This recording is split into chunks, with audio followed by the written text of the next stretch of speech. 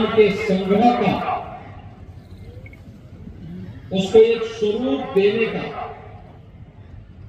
उसे लिपिबद्ध करने का स्थल है। और उसी स्मृति को बनाए रखने के लिए हम लोगों ने नैमिषारण्य को भारत के उस पौराणिक तीर्थ को पुनर्स्थापित करने के बड़े कार्यक्रम को अपने हाथों में लिया। आपने देखा सरकार वर्तमान में नैमिषारण्य में अनेक कार्यक्रम आगे बढ़ा रही है। आप सोचो, जहां पे आज से 3500 वर्ष पहले हजारों की संख्या में, कहते हैं 88,000 ऋषियों ने 3 वर्ष से अधिक समय तक अलग-अलग एक जगह एकत्र होकर के और वहां पर भारत के पूर्व जितना भी पुराण है, सभी पुराणों को लिपिबद्ध करने का काम किया।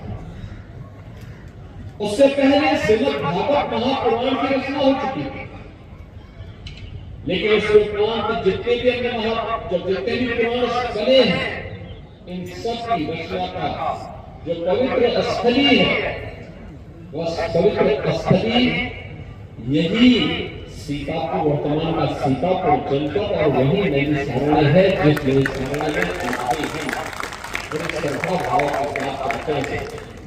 ऐसे ही एक सिद्ध साधक हिंगराज देवी के स्थान से यहाँ पर नहीं आया, अपने पूज्य गुरु के आदेश से उनको एक ऐसा स्थान चाहिए था देखने के लिए जहां पर मंजन हो, कोई उनको पहचानता ना। वे भटकते भटकते भटकते भटकते उसको गुरु प्रेरणा से, ईश्वर की कृपा से यह स्थान, यहाँ पर उनको यह स्थल प्राप्त हुआ और मैं यही एक गुफा बनाकर के साधना करता हूं।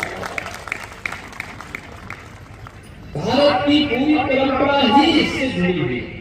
भारत सम और विषम परिस्थितियों में प्रतिदिन दुनिया के अंदर तमाम सभ्यता और संस्कृति बनी और समाप्त हो गई।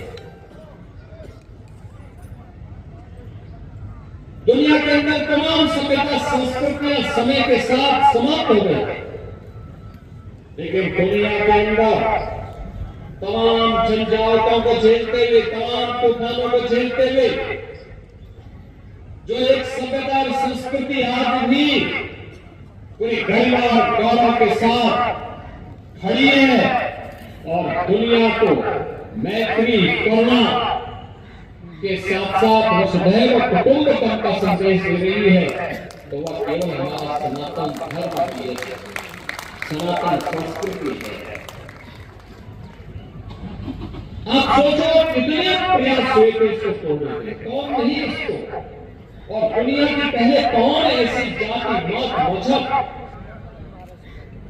या सेक्ट है जिसको उसकी विपत्ति के समय में सनातन धर्मावलंबियों ने शरण लेकर के उसको उसके दंडित होने का अवसर दिया, हर एक को अवसर दिया, हर एक को बढ़ने का अवसर दिया, शरण दी,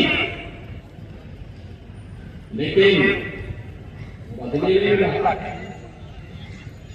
जो भी विदेशी आकांक्षा सत्ता घूर आए, कुषाण आए, मुगल आए, अंग्रेज आए, जो आया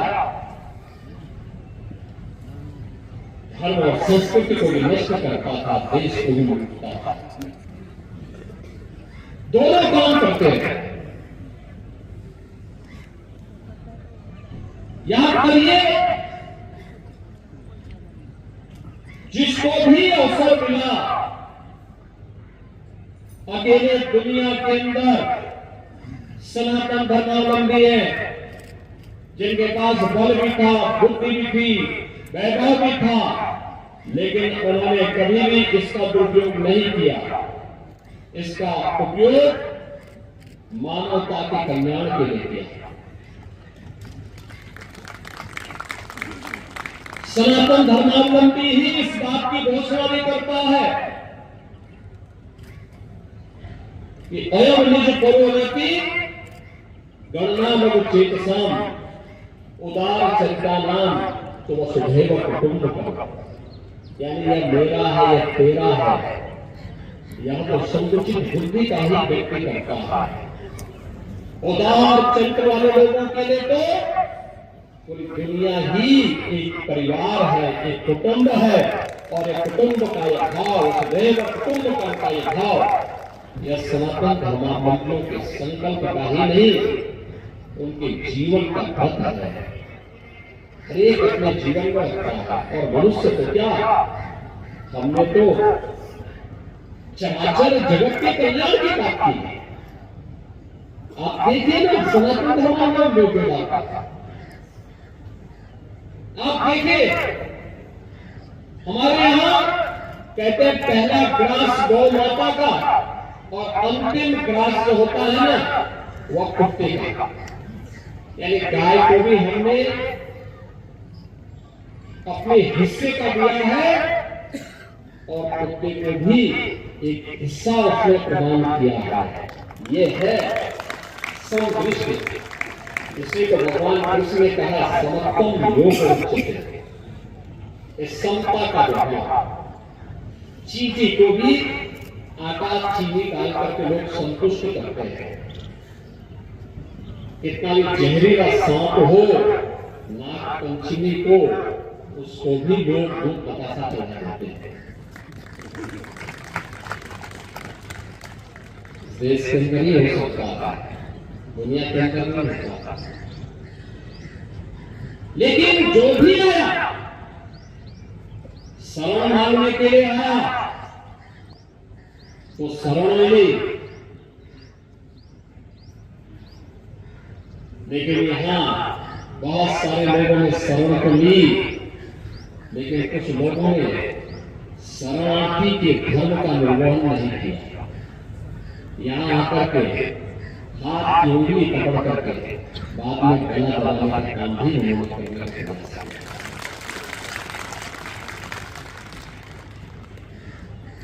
देश को लूटने में कोई कसर नहीं छोड़ी। कहते हैं मेरे देश स्वर्णयुग कहा जाता है देश का।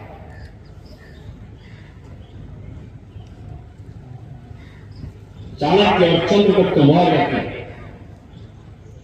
का जो शासन था, याद करिए वो देश का स्वर्णयुग है।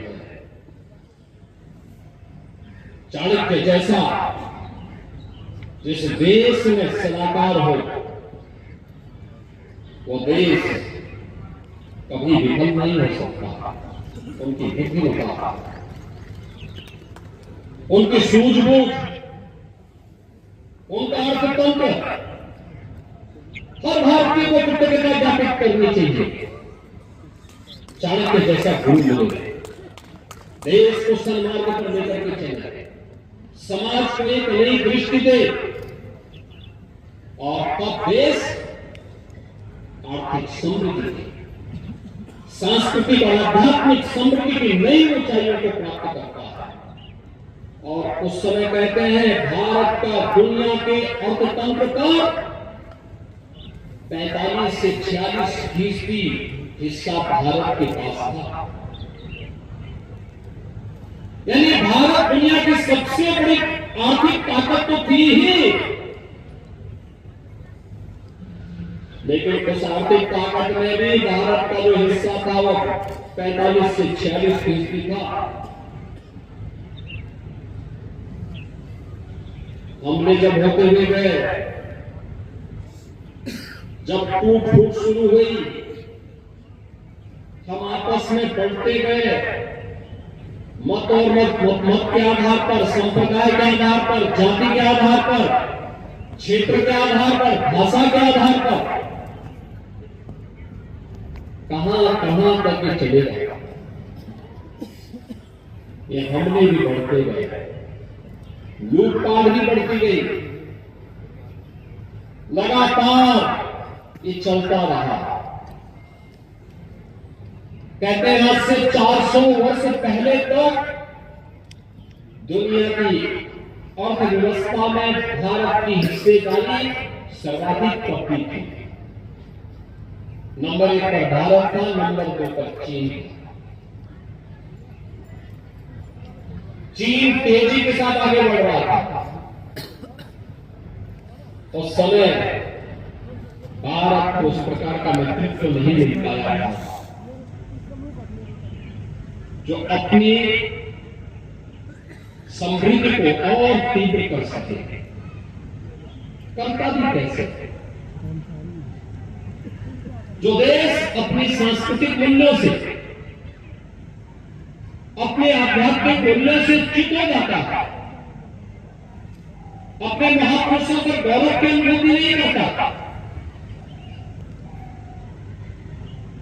अपने मूल्यों और आदर्शों से भारत की सभ्यता और संस्कृति के साथ ही समृद्धि की चिंता भी जब साथ साथ चलती है तो परिणाम भी आते हैं। परिणाम भी आते हुए दिखाई देते हैं। पिछले 11 वर्ष में प्रधानमंत्री मोदी जी के नेतृत्व में हमने बदलते हुए भारत को देखा। ये बदलता हुआ भारत किस रूप से अपनी यात्रा को आगे बढ़ा रहा है। याद करिए, अब भारत दुनिया के अंदर तीसरी बड़ी अर्थव्यवस्था फिर से बनने जाएगी। यानी भारत से बड़े केवल 2 देश रह जाएंगे, एक अमेरिका और दूसरा चीन। बाकी अर्थव्यवस्था में सभी देश भारत से पीछे हैं। भारत आज तीव्र गति से आगे बढ़ रहा है। क्यों होना पड़ा? गुरु का आदेश का कोई ऐसे स्थान पर जाओ जहां पर कोई पहचानता न हो। वे आते आते सीतापुर में आ गए। उन्होंने एक योग आश्रम बनाया, गुफा बनाई, महीनों महीनों उस गुफा में रहकर के साधना। वह भी उनका योग था। एक लंबे समय तक समाधि में बैठे, एक लंबे समय तक बिना कुछ खाए पिए, महीनों तक एक कच्ची गुफा के अंदर बैठ के अपने आप एक साधना और योग से ही सब होता। याद करिए, इस योग को 21 जून की तिथि को आज यूएनओ ने भी विश्व योग दिवस के रूप में मान्यता दी। तब प्रधानमंत्री मोदी जी सबके सामने यही कार्य काशी में काशी विश्वनाथ धाम के रूप में सबके सामने। आप विंध्यवासिनी धाम में जाएंगे, पहले वहां 10 श्रद्धालु एक साथ दर्शन नहीं कर रहा था, बहुत कंजेशन था, बहुत कम लोग जाते थे। आज देखिए कितना बड़ा मां विंध्यवासिनी का धाम, कितना भव्य, कितना बड़ा बन गया। एक साथ हजारों श्रद्धालु जाकर दर्शन कर सकते हैं। अब कहीं कोई समस्या नहीं। आप सोचो ना, आप सोचो, अयोध्या में राम मंदिर बन गया, काशी में काशी विश्वनाथ धाम बन गया, विंध्यवासिनी धाम भव्य स्वरूप ले लिया, मथुरा वृंदावन और ब्रज भूमि में हमारा कार्य चल रहा है। नैमिषारण्य में हम कार्य कर रहे हैं। लेकिन देश कैसे स्वतंत्र हुआ, योगीराज गंगाधर जी महाराज को हिंगलाज देवी के पावन धाम को छोड़कर के सीता को क्यों? भाइयों, वही है इन लोगों से सावधान।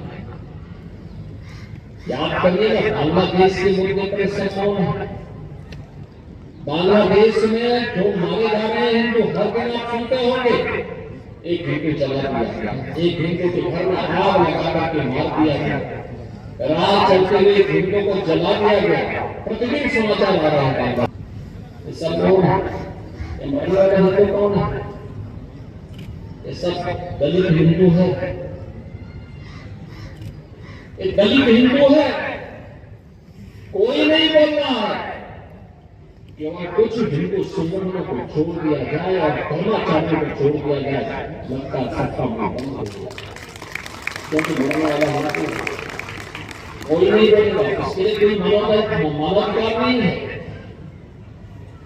उसके लिए कोई दुनिया का संगठन वकालत करने वाला नहीं है।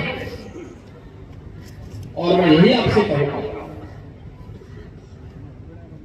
नेताओं की बहकावे में आने की आवश्यकता नहीं। आप तो तमाम प्रकार के भागों में बांटना चाहते हैं, इस बहकावे भूल से ही मत, क्योंकि देश का दुश्मन आंखें लगाए बैठा है। आप बंट गए तो फिर कटने के रास्ते भी छोड़ दो, उसको कभी भी छोड़ने दें। देश अच्छी दिशा में आगे बढ़ रहा है, देश आगे बढ़ेगा। मोदी जी के नेतृत्व में भारत की लंबी यात्रा तय करनी है और भारत की लंबी यात्रा के लिए अपने आप को तैयार कर रहा है, एक बड़ी यात्रा के लिए तैयार कर रहा है। भारत दुनिया की बड़ी ताकत बनेगा, कोई दुनिया की ताकत भारत को रोक नहीं सकता। लेकिन हम भारतीयों का भी दायित्व बनता है कि हम भी उस यात्रा में सहभागी बने, हम भी मिलकर के कार्य करें, उस यात्रा को एक साथ आगे बढ़ाने में योगदान दें। अगर हम कर पाएंगे, परिणाम वर्तमान के लिए भी और भावी पीढ़ी के लिए बेहतर होगा। याद करना बहुत से उससे का हुआ है जो वर्तमान में सजग रहता है, जिसने भूतकाल की गलतियों का परिमार्जन कर दिया है, उसी का भविष्य भी उज्जवल होगा। भूतकाल में हम गुलाम हुए थे इसलिए क्योंकि बटे थे, हम अपमानित हुए थे इसलिए क्योंकि बटे थे। भूतकाल में हम कटे थे इसलिए क्योंकि हम बटे थे। अब बटना नहीं है, एकजुट होकर के फिर से भारत के परम वैभव को वर्तमान और योगीराज गिरधारी नाथ जी महाराज की जो गाथा है, योग साधना का तो है ही, उनकी व्यक्तिगत त्रासदी का भी है। और व्यक्तिगत त्रासदी सी बात का है कि उनको अपने गुरु स्थान को छोड़ करके आना पड़ा था हिंगलाज देवी से यहाँ सीतापुर में। पहले वो कुरुक्षेत्र आए, कुरुक्षेत्र से फिर उनको यहाँ आना पड़ा।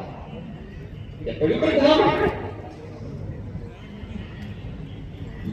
पाकिस्तान में क्या हालत होंगे, हिंगलाज देवी में क्या स्थितियां होंगी, ये हम सबको सोचना पड़ेगा।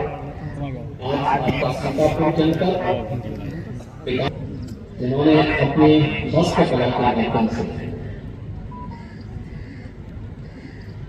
स्वाभिमान का एक रास्ता दिखाया, ऐसे लाखों गुरु जी को अपना विधायक चुना और प्रदेश सरकार में मंत्री बनकर कार्य किया। यहाँ के हमारे जो विधायक गण है, मंत्री गण है, अन्य जनप्रतिनिधि गण है, वे विकास के निरंतर प्रयास कर रहे हैं। विकास भी होगा, विरासत का संरक्षण भी होगा, नई स्पीड फिर से अपने पुनर्वैभव को स्थापित करेगा। इस विश्वास के साथ में योगीराज गिरधारी नाथ जी महाराज, योगीराज चरणनाथ जी महाराज श्री चरणों में नमन करता हूँ, एक नम्र श्रद्धांजलि अर्पित करता हूँ। योगीराज तेजनाथ जी महाराज को उनके इस परंपरा के लिए हृदय से उनका अभिनंदन करता हूँ। विश्वास करता हूँ कि गुरु परंपरा को अनवरत रूप से पूरे सात्विक भाव के साथ पाकिस्तान से जो श्रद्धालु विस्थापित हुए हैं उनको तो जोड़ेंगे ही जोड़ेंगे, स्थानीय भक्तों के साथ मिलकर मंगल में शुभकामनाएं उनकी प्रति शासन की प्रति सदैव रहेगी। आप सबके प्रति मंगल में शुभकामनाएं, आप सब मिलकर बोलेंगे नमः पार्वती पतये हर महादेव। अपनी परंपरा का, अपनी विरासत को अक्षुण्ण बनाए रखने के इस कार्य के साथ जुड़ी हुई है, यह एक अभिनंदनीय प्रयास है। और भाइयों, हिंगलाज देवी का स्थल और गोरख होना ये पश्चिमी भारत का जो हमारा बृहत्तर भारत है, वहां का एक प्रमुख शक्तिपीठ है। जैसे पूर्वी भारत में असम में कामाख्या शक्तिपीठ का महत्व है, ऐसे ही पश्चिमी भारत में हिंगलाज देवी के धाम का महत्व है। आज भी जाते हैं, बड़ी श्रद्धा के साथ जाते हैं, लेकिन दुर्भाग्य से पाकिस्तान में स्थान जाने के कारण शेष भारत के भक्तजनों को वहां जाने का सौभाग्य नहीं प्राप्त होता है। बहुत कम मात्रा में लोग जा पाते हैं। लेकिन हिंगलाज देवी एक शक्तिपीठ, और इन सभी शक्तिपीठों के जो प्रतिष्ठापक महाराज जी के सेवा में आदेश जिससे आप हमारे महाराज जी देवनाथ जी महाराज स्वागत करते हैं।